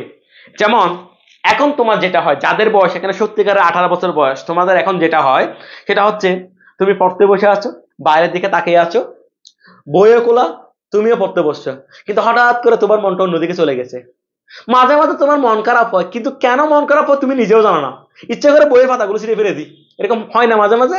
রাফিরও হয় নাকি এখনো মাঝে মাঝে এরকম হয়? দাদা ও আগে হতো। আচ্ছা, তাহলে এই যে মনোজগতে তোমার উপর একটা বিরূপ প্রভাব পড়ে, যে তোমার মুড সুইং হয়, এখন ভালো লাগতেছে আবার একটু পরে ভালো লাগতেছে না, কেন ভালো লাগতেছে না সেটা নিজেও বুঝতেছে না। বসে এই বয়সে প্রাণ তীব্র এবং প্রখর, ঘন ঘন ঘন ঘন মুড সুইং হয় এই 18 বছর বয়সে। ওকে, তারপর এই বয়সে কানে আসে কত না মন্ত্রণা, ইতিবাচক নেতিবাচক নানান তত্ত্ব মতবাদ এবং ভাবধারার সাথে এই বয়সে পরিচয় ঘটে। দেখো লক্ষ্মী বাচ্চারা, আমি আবার বলছি, দেখো এই বয়সে কানে আসে কত না মন্ত্রণা, ঠিক আছে? মন্ত্রণা, এই বয়সে কানে আসে কত না মন্ত্রণা। অর্থাৎ তোমার এই 18 বছর বয়সে দেখা যাচ্ছে, 18 বছর বয়সে কিছু কিছু ছেলে মেয়ে, তোমরা যখন ইউনিভার্সিটিতে যাবে, দেখবে কিছু কিছু ছেলে মেয়ে আগে মানে ফার্স্ট ইয়ারে একদম অন্যরকম ছিল, কিন্তু সেকেন্ড ইয়ার থার্ড ইয়ার যেতে এক সময় দেখা যাচ্ছে তার মুখে দাঁড়িয়ে রাখছে, মেয়েটা আগে বোরকা পরতো এখন বোরকা পরতেছে, এরকম চেঞ্জ চলে আসছে। আবার কিছু কিছু ছেলে মেয়ে দেখবে আগে খুব ভালো ছিল, এখন ইত্যাদি সুদূর বুদুর খেয়ে উল্টাপাল্টা হয়ে গেছে। তাহলে এই ধরনের এই এই বয়সটা মূলত তোমার বন্ধু বান্ধবরা তোমাকে সুদূর বুদুর কথাও বলে, আবার তোমার বন্ধু বান্ধবরা তোমাকে ভালো ভালো কথাও বলে। ইউনিভার্সিটিতে গিয়ে তোমার কিংবা তোমার কলেজে গিয়ে কেউ আছে এরকম তালে দিচ্ছে, আবার কেউ আছে ভালো মতো লাইব্রেরিতে গিয়ে পড়াশোনা করতেছে। তাহলে এই 18 বছর বয়সটা হচ্ছে তোমার বন্ধুরা তোমাকে বিভিন্ন ধরনের মন্ত্রণা কুমন্ত্রণা দিবে। বলছে এই বয়সে কানে আসে কত না মন্ত্রণা, তার মানে ইতিবাচক নেতিবাচক নানান তত্ত্ব মতবাদ ভাবধারার সাথে এই বয়সে কি ঘটে, পরিচয় ঘটে। আমি আবার বলছি, এই বয়সে কানে আসে কত না মন্ত্রণা, ইতিবাচক নেতিবাচক মানে ভালো খারাপ, ভালো কথাও আসে খারাপ কথাও আসে, ঠিক আছে? ইতিবাচক নেতিবাচক নানান তত্ত্ব মতবাদ ভাবধারার সাথে এই বয়সে পরিচয় ঘটে। ইতিবাচক নেতিবাচক নানান তত্ত্ব মতবাদ ভাবধারার সাথে এই বয়সে পরিচয় ঘটে। এই বয়সে কানে আসে কত না মন্ত্রণা। এটা বুঝে আসছে কিনা? খুব বেশি গুরুত্বপূর্ণ লাইন, ভেরি ভেরি ইম্পর্টেন্ট। বুঝে আসছে কিনা একটু করে বলো তো, যাদের বুঝে আসে তারা একটু করে অকে লিখো তো, অকে লিখো। এই বয়সে কানে আসে কত না মন্ত্রণা, ইতিবাচক নেতিবাচক নানান তত্ত্ব মতবাদ ভাবধারার সাথে এই বয়সে পরিচয় ঘটে। লক্ষ্মী বাচ্চারা তাড়াতাড়ি, যাদের বুঝে আসছে একটু করে অকে লিখো, যাদের বুঝে আসছে একটু করে অকে লিখো, লক্ষ্মী বাচ্চারা যাদের বুঝে আসছে একটু করে অকে লিখো। ওকে খালেদ ইসলাম, আমি বলছি কি, ইতিবাচক নেতিবাচক নানান তত্ত্ব মতবাদ ভাবধারার সাথে এই বয়সে পরিচয় ঘটে। এই খালেদ, তারপর আকি সাহা, তারপর নৌসিন, আরো কয়েকজন আছে যারা খুব দ্রুত রেসপন্স করে, খুব ভালো। এই এসপাহাদ, হ্যাঁ গুড। এটা কি লিখে রে এই ছেলেটা? এই ছেলেটা পাগল নাকি? মুনতাসির ইসলাম, আস্তে, মোবাইলে কোটি কোটি মেসেজ আসার বয়স স্যার 18 বছর বয়স। এই যাই যেরকম এরকম আর কি, সমস্যা নেই। ওকে ওকে, দেলাওয়ার হোসেন, আমাদের সম্পাদকরা প্রোগ্রামে উপস্থিত ছিলেন না কেন স্যার? আপনাকে ছাড়া অনুষ্ঠান একদম ভালো ছিল না।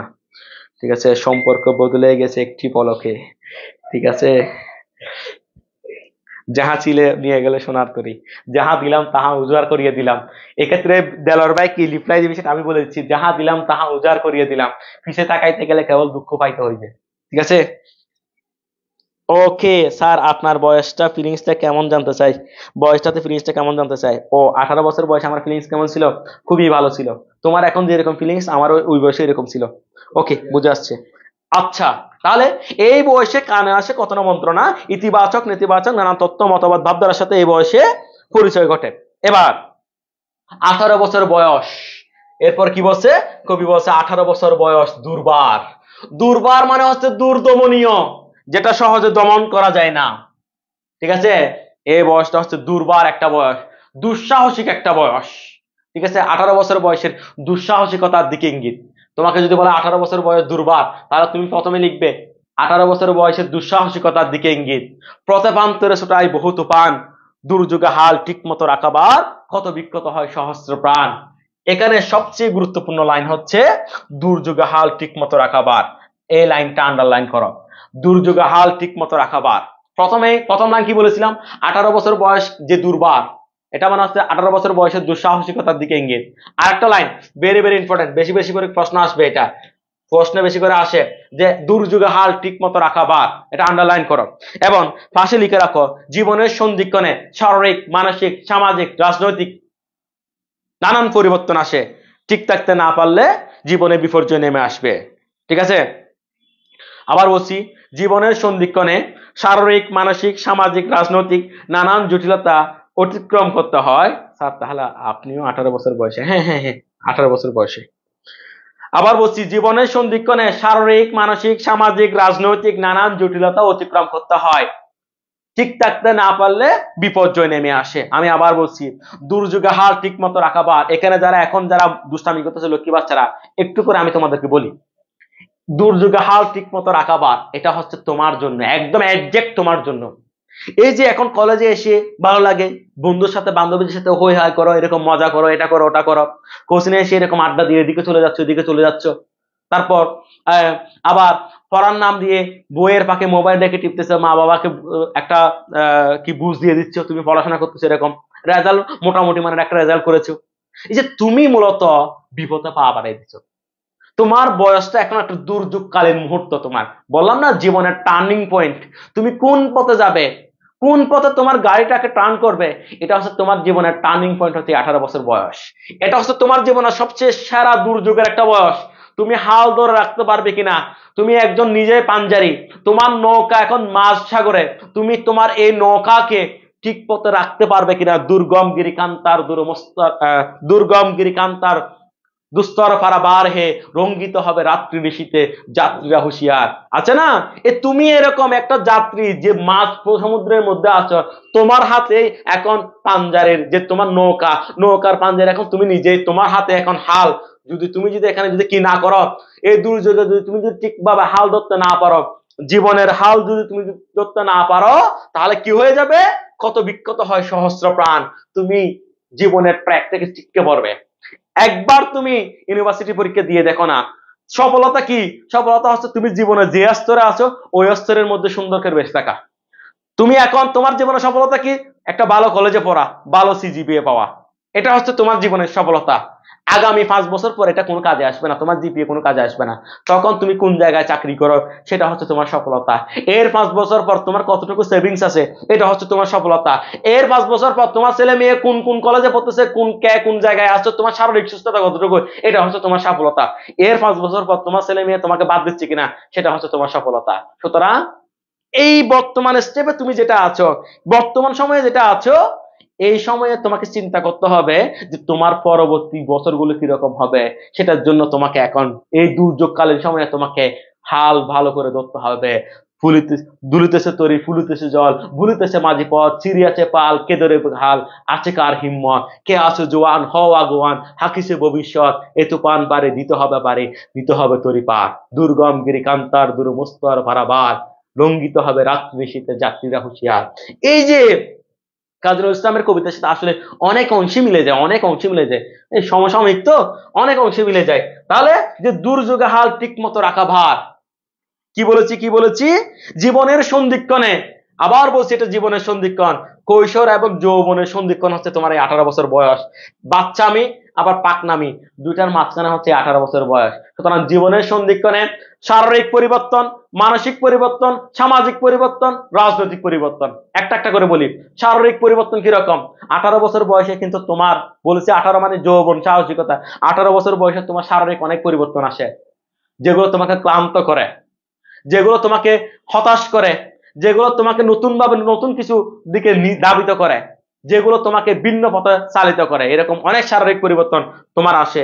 তোমার খাদ্য, বস্ত্র, বাসস্থান ছাড়াও তোমার জীবনে আর একটা প্রয়োজনীয়তার উদ্ভব ঘটে এই 18 বছর বয়স। তার মানে একটা শারীরিক পরিবর্তন ঘটে তোমার মধ্যে। আগে বাচ্চাকালে ভাত খেলে হয়ে যেত, সুন্দর জামা পেলে হয়ে যেত, স্কুলে নতুন বই পেলে হয়ে যেত, কিন্তু এই 18 বছর বয়সে এই ভাত কাপড় ছাড়া তোমার আর একটা শুধু বুদ্ধর দরকার। তার মানে তোমার একটা শারীরিক পরিবর্তন হয়। মানসিক পরিবর্তন। তুমি আগে তুমি আগে স্কুল থেকে আসার পথে তোমাকে কেউ একজন ডেকে একটা চিপস দিলে তুমি খুশি হয়ে সেটা নিয়ে চিপসটা খেয়ে বাসায় চলে আসছো। কিন্তু এই 18 বছর বয়সে এসে তোমাকে যদি কেউ একজন যদি ফ্রি খাওয়ায়, তাহলে তুমি নিজে নিজে গিল্টি ফিল করো যে সে কেন আমাকে এটা দিয়েছে, সে কেন আমার ভাড়া দিয়ে গেছে, সে কেন আমাকে এরকম করেছে, এরকম তুমি এখন গিল্টি ফিল করো। এটা হচ্ছে তোমার কি পরিবর্তন? মানসিক পরিবর্তন। আবার সামাজিক পরিবর্তন। সামাজিক ভাবে আগে তুমি যেরকম ইচ্ছে সেরকম করতে পেরেছো। আগে তুমি তোমার ঈদের সময় বেড়াতে গিয়ে তোমার ফুফুর বাড়িতে খালার বাড়িতে না গেলে তোমার কেউ দোষ ধরে নাই, ওরা নিজেরাই ফোন করে তোমার খবর নিয়েছে। কিন্তু এখন একটু করে এরকম করে দেখো তো, একটু বড় হয়ে গেছো, এখন বলবে যে ও তোমরা তো এখন আমাকে দেখতে আসো না, এরকম বড় হয়ে গেছো এই সেই এগুলো বলবে। তার মানে তোমার একটা সামাজিক দায়বদ্ধতা আসছে। আগে তুমি স্কুল মসজিদের সামনে দিয়ে হেঁটে যাওয়ার সময়, মন্দিরের সামনে হেঁটে যাওয়ার সময় চিল্লাই চিল্লাই করছো, এরকম করছো এরকম করছো দেখি। আগে মসজিদের লাস্ট লাইনে দাঁড়িয়ে হাসাহাসি করতে, এখন যে 18 বছর বয়সে সেরকম হাসাহাসি করো তো পারবে না। তোমার একটা সামাজিক দায়বদ্ধতা চলে আসে। লাস্ট যেটা হচ্ছে সেটা হচ্ছে রাজনৈতিক পরিবর্তন। তোমার মধ্যে এখন রাজনৈতিক পরিবর্তনের বিশাল জটিলতা তোমার মধ্যে ভর করেছে।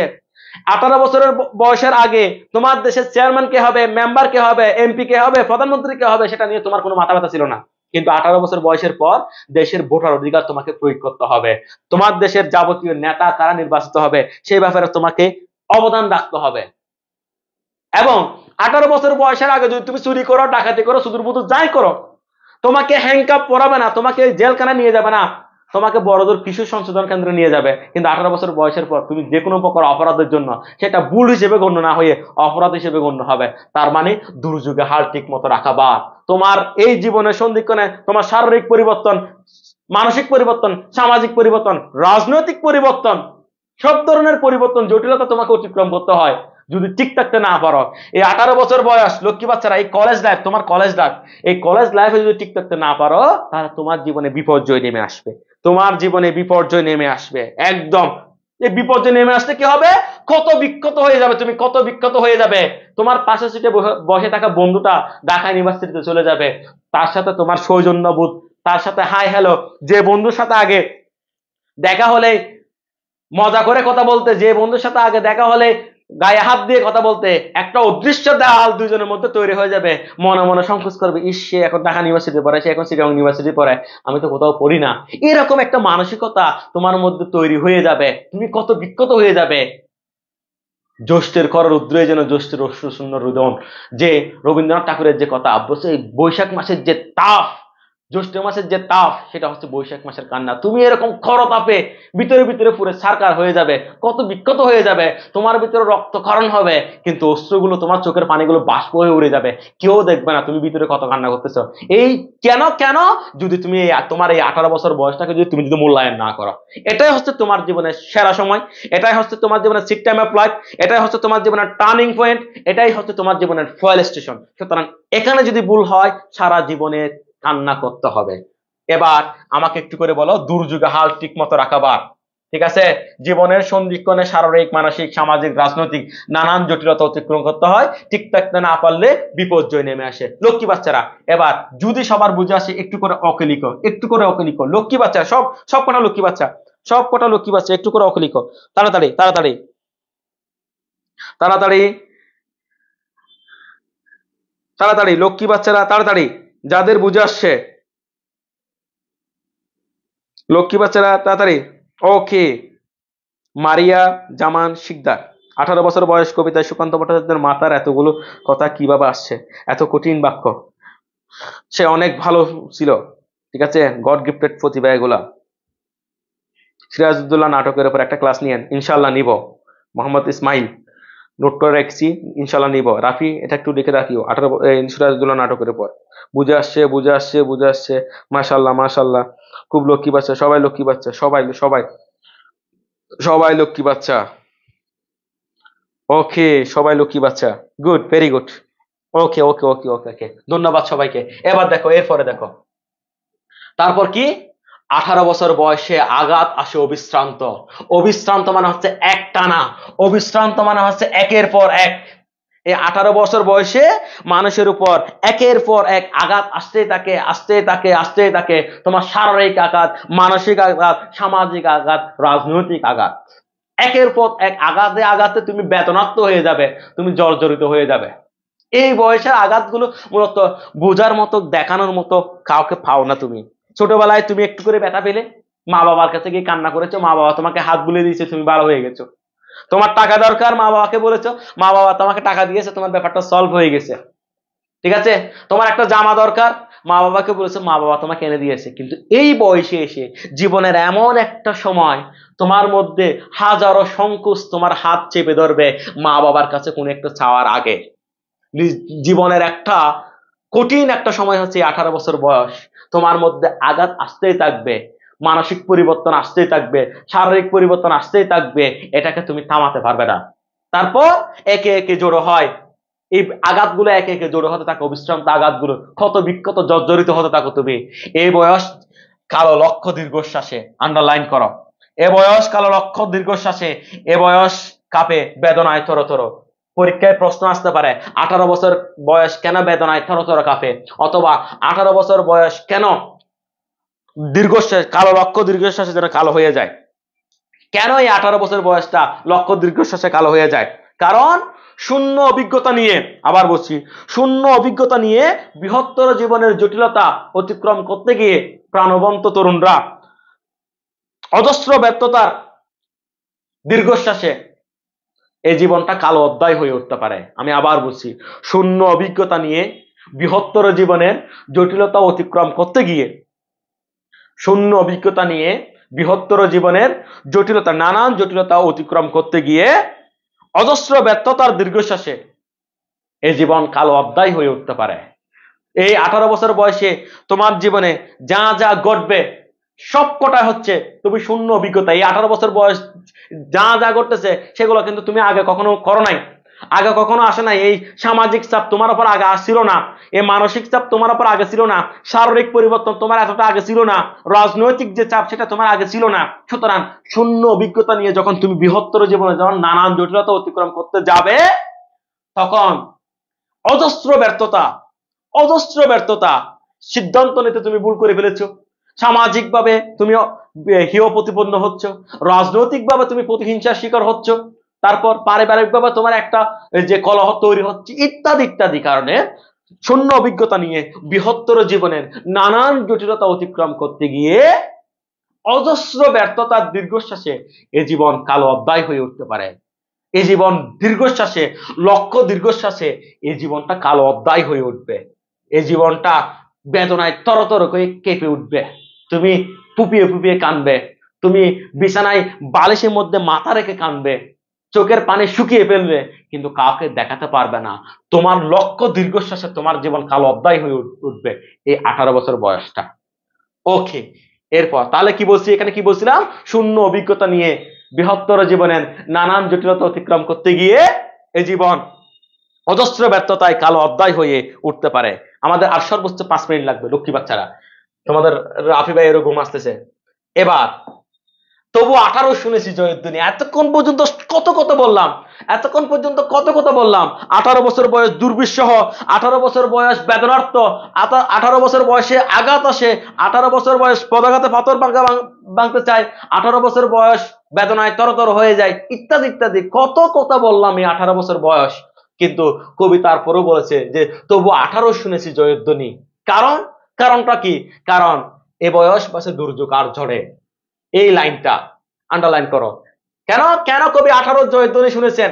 পরীক্ষায় যদি আসে কবি কেন 18 জয়ধ্বনি শুনেছেন? কারণ এই 18 বছর বয়স দুর্যোগ আর ঝড়ে কি করে বেঁচে থাকে, তার মানে কি প্রতিকূলতার সাথে লড়াই করে এই বয়সটা টিকে থাকে। পাশে লিখে রাখবে, প্রতিকূলতার সাথে লড়াই করে এই বয়সটা টিকে থাকে বলে কবি 18 বছর বয়সের জয়ধ্বনি শুনেছেন। পরীক্ষায় বেশি করে এই প্রশ্নটা আসে, কবি কেন 18 বছর বয়সের জয়ধ্বনি, কবি কেন 18 বছর, আমার এত মেসেজ কেন আসছে, কবি কেন 18 বছর বয়সের জয়ধ্বনি শুনেছেন? কারণ, কারণ প্রতিকূলতার সাথে লড়াই করে দুর্যোগের ঝড়ে, এতে তো কবিতায় বলা আছে, আমি তো কবিতার কথা সরাসরি বলবো না, আমি বলবো প্রতিকূলতার সাথে লড়াই করে এই বয়সটা টিকে থাকে, সেজন্য কবি 18 বছর বয়সের জয়ধ্বনি শুনেছেন। আবার বলছি, প্রতিকূলতার সাথে লড়াই করে এই 18 বছর বয়সটা টিকে থাকে, সেজন্য কবি 18 বছর বয়সের জয়ধ্বনি শুনেছেন। বিপদের বুকে এ বয়স অগ্রণী, এ বয়স তো তবু নতুন তো কিছু করে, বিপদের মুখে এ বয়স অগ্রণী, এ বয়স তবু নতুন তো কিছু করে। এই যে এই বয়স তো তবু নতুন তো কিছু করে, কবির মধ্যে যে আশার সঞ্চার হয়েছে, কবির মধ্যে যে কবি যে যুবক শ্রেণীর মধ্যে যে আশা দেখেছে, সেটা যে এই বয়স তো তবু নতুন কিছু করে। পাশে তুমি, তাহলে তোমাকে যদি পরীক্ষায় প্রশ্ন করা হয় যে এই বয়স তবু নতুন কিছু করে, ব্যাখ্যা করা, তুমি বলবে 18 বছর বয়স সদা বিপদ মুখর, তা কবির অজানা নয়। তবু এই বয়সেই তরুণরা তবু এই বয়সে তরুণরা নানান কিছু সৃষ্টি করে যা জগতের জন্য কল্যাণ বয়ে আনে। বাংলা ক্লাস শেষ হলে নেবি, ইংলিশ ক্লাস লাইভ ক্লাস কখন হবে? আচ্ছা, সমস্যা নাই। তারপর আমি কি বললাম, কি বলছি এখানে, 18 বছর বয়স তো নতুন তো কিছু করে। আবার বলছি, এই বয়স সদা বিপদ মুখর, 18 বছর বয়স দুর্বিষহ, 18 বছর বয়স মানুষ বেদনার্থ হয়ে যায়, 18 বছর বয়সে আঘাতে জর্জরিত হয়ে যায়, ইত্যাদি ইত্যাদি হয়ে যায়, সবকিছু কবি জানেন। বলছে 18 বছর বয়স সদা বিপদ মুখর, তা কবির অজানা নয়। তারপরও তবু এই বয়সে মানুষ নানান কিছু সৃষ্টি করে। এই বয়সে মানুষ বাংলাদেশ সৃষ্টি করেছে, এই বয়সে মানুষ বাংলা ভাষা সৃষ্টি করেছে, এই বয়সে মানুষ হিমালয়ের চূড়ায় উঠে, এই বয়সে মানুষ আটলান্টিক মহাসাগরের নিচে নামে। তাহলে কবি বলছে 18 বছর বয়স শত বিপদ মুখর, তা কবির অজানা নয়। তবু এই বয়সে মানুষ নানান কিছু সৃষ্টি করে যা জগতের জন্য কল্যাণ বয়ে আনে। সেজন্য কবি বলেছেন যে এই বয়স তো নতুন তো কিছু করে, এটা হচ্ছে নতুন কিছু করার বয়স। তুমি আজকে শপথ গ্রহণ করো যে তোমার জীবনে একটা নতুন প্রভাব তুমি আনবে। 18 বছর বয়সে তোমার জীবনের একটা নতুন পরিচয় তুমি আনবে। তোমার ইন্টার পরীক্ষার পর তুমি আইডেন্টিটি ক্রাইসিসে ভুগবে যে তুমি কোন জায়গায় পড়ো, বলতে পারবে না কাউকে। তাহলে তোমার এই আইডেন্টিটি ক্রাইসিস, পরিচয়হীনতার একটা যে সমস্যা হবে, সেটার জন্য তুমি আজকে থেকে শপথ গ্রহণ করো, আমি এমন ভাবে পড়াশোনা করব, আগামী 1 বছর পর, ঠিক 1 বছর পর মানুষ আমাকে অমুক বিশ্ববিদ্যালয়ের ছাত্র বলবে, আমাকে অমুক সাবজেক্টের ছাত্র বলবে, আমাকে ওরকম কিছু বলবে। এরকম একটা জীবন, তোমার জীবনের একটা টার্গেট তুমি ফিল আপ করে দাও কবির মতো, যে এই বয়স তো নতুন তো কিছু করে। এই নতুন কিছু করার বয়সটা হচ্ছে তোমার এই বয়সটা। তুমি পারবে, তুমি না পারলে আর কেউ পারবে না। এরপর এই বয়স যেন বীরু কাপুরুষ নয়। এই 18 বছর বয়স বীরু কাপুরুষ না, সাহসী তেজোদ্দীপ্ত এই বয়সটা। পথ চলতে বয়স যায় না থেমে, আন্ডারলাইন করো, এই লাইনটা আন্ডারলাইন করো। পথ চলতে বয়স যায় না থেমে, এই প্রগতি এবং অগ্রগতির পথে নিরন্তর ধাবমানতা এই বয়সের অন্যতম বৈশিষ্ট্য। দুইটা কথা বলেছি, একটা হচ্ছে প্রগতি আর একটা হচ্ছে অগ্রগতি। অগ্রগতি অগ্রগতি জিনিসটা হচ্ছে উন্নতি। যেমন আমাদের এখন ফ্লাইওভার আছে, এটা আমাদের অগ্রগতি। আমাদের এখন টানেল আছে, এটা আমাদের অগ্রগতি। আমাদের মেট্রো রেল আছে, এটা আমাদের অগ্রগতি। আমাদের পদ্মা সেতু আছে, এটা আমাদের অগ্রগতি। উন্নয়নের অগ্রযাত্রায় আমার এই দেশ, আমার দেশ দ্রুত এগিয়ে যাচ্ছে, এটা হচ্ছে আমার অগ্রগতি। আমার মেট্রো রেল অগ্রগতি, আমার কর্ণফুলী টানেল অগ্রগতি, আমার পদ্মা সেতু অগ্রগতি, আমার ঢাকা শহরের যে বড় বড় রাস্তা, বড় বড় যে বিল্ডিং গুলো আছে, সেটা আমার অগ্রগতি। এই পথে আমি এগিয়ে যাই নিরন্তর ধাবমান হয়। আবার আরেকটা কথা বলেছে প্রগতি। এই প্রগতিশীলতা জিনিসটা কি? প্রগতি হচ্ছে উন্নয়ন মেনে নেওয়ার মানসিকতা। উন্নয়ন মেনে নেওয়ার মানসিকতা। আমার দেশে যে এখন 18 কোটি মানুষ, তার মধ্যে 9 কোটি নারী, 9 কোটি পুরুষ। এই 9 কোটি নারীর মধ্যে আমি একটু করে আমার এলাকার কথা বলি। আমার যে বাড়ি, আমার বাড়িতে তোমরা জানো USA, united state of Anwara, ঠিক আছে, USA, united state of Anwara আমার বাড়ি। আমার এই আনোয়ারার মধ্যে আগে একটা মানুষের যদি 4টা মেয়ে থাকতো, ওই মানুষ 10 বছর আগে মারা যেত। চিন্তা করতে করতে যে আমার মেয়েগুলো কিভাবে ভাতগ্রস্ত করব, আমার মেয়েগুলোকে কিভাবে সামাজিক এই বিভিন্ন কথা থেকে বাঁচাবো। কারণ তোমার ঘরে এখন তোমার বয়স মনে করে 21 বছর, এখানে যারা আমার লক্ষ্মী বাচ্চা মেয়ে যারা আছো, তোমার বয়স মনে করে এখন 17-18। তোমার মা তোমার বিয়ে নিয়ে এত চিন্তিত না, কিন্তু তোমার পাশের বাসার আন্টির ঘুম নাই, ও মা এদের মেয়েটাকে বুড়া বানায় ফেলবে, বিয়ে দিবে না, এরকম অনেক ধরনের কথা বলে। আগে আমাদের দক্ষিণ চট্টগ্রামে যে মানুষটার 2-3টা মেয়ে থাকতো, ওই মানুষটার ঘুম হতো না, 10 বছর আগে স্ট্রোক করে মারা যেত। কিভাবে মেয়েগুলো বিয়ে দিবে, কিভাবে মেয়েগুলো দিয়ে সংসার চালাবে, কিভাবে মেয়েগুলো অভাব পূরণ করবে, ইত্যাদি ইত্যাদি। কিন্তু এখন এই মেয়েগুলো প্রত্যেকে গার্মেন্টসে চাকরি করে, প্রত্যেকে ইপিজেটে, প্রত্যেকে বিভিন্ন শৌফ্যাক্টরিতে চাকরি করে। তারা প্রত্যেকে এখন কমপক্ষে মাসে 18 থেকে 20,000 টাকা ইনকাম করে। তাহলে যে মানুষের আগে 3টা মেয়ে ছিল, ওই 3টা মেয়ে নিয়ে তার সংসার চালানোর জন্য হিমশিম খেতে হতো, এখন ওই 3টা মেয়ে 3 20-এ 60,000 টাকা ইনকাম করে প্রতি মাসে। ঠিক আছে, কি করতেছে তাহলে ওই মানুষটা উপোস থাকলে তো তাকে তো 2 আনা কেউ দিবে না, কিন্তু তার মেয়ে যদি চাকরি করে মানুষ সমাজে মানুষ অনেক সময় খারাপ কথা বলতো আগে, এই যে খারাপ কথা না বলে এখন যে চাকরি করতেছে, মেয়েরা শিক্ষকতা করে, মেয়েরা পাইলট হয়, মেয়েরা আটলান্টিক সাগরের নিচে যাচ্ছে, মেয়েরা হিমালয় পর্বতের উঁচু উঁচু পর্যায়ে যাচ্ছে, মেয়েরা ডিফেন্সে বড় বড় কর্মকর্তা হচ্ছে।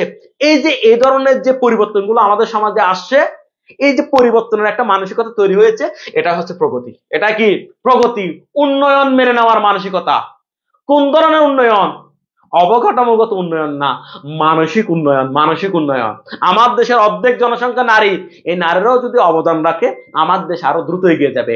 এই ধরনের মানসিকতা যদি তৈরি হয় সেটা হচ্ছে প্রগতি। তো বলছে পথ চলতে বয়স যায় না থেমে, এই প্রগতি এবং অগ্রগতির পথে নিরন্তর দাবমানতা এই বয়সের অন্যতম বৈশিষ্ট্য। আমি আবার বলছি, প্রগতি এবং অগ্রগতির পথে নিরন্তর ধাবমানতা, নিরন্তর দাবমানতা, সর্বদা এগিয়ে চলা এই বয়সের অন্যতম বৈশিষ্ট্য। 18 বছর বয়স কিন্তু তথাকথিত ধারণায়, তথাকথিত রীতি, তথাকথিত পদ্ধতিতে কিন্তু বিশ্বাসী না। 18 বছর বয়স যুক্তিতে বিশ্বাসী, 18 বছর বয়স পরিবর্তনশীলতা বিশ্বাসী, 18 বছর বয়স অগ্রগতিতে বিশ্বাসী, 18 বছর বয়স প্রগতিশীলতায় বিশ্বাসী। ঠিক আছে, তাহলে প্রগতি ও অগ্রগতির পথে নিরন্তর দাবমানতা এই 18 বছর বয়সের অন্যতম বৈশিষ্ট্য।